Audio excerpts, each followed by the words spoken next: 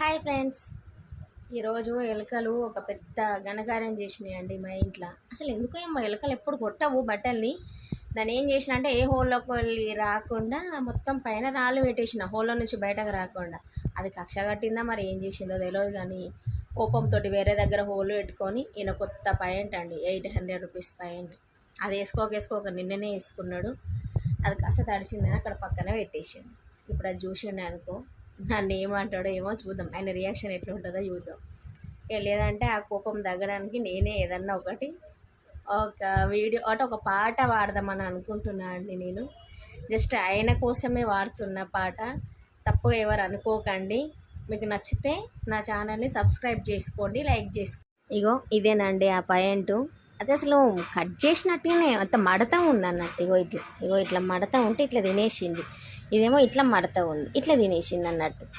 అట్లా మడతలు ఉండడం వల్ల అట్లా అయింది.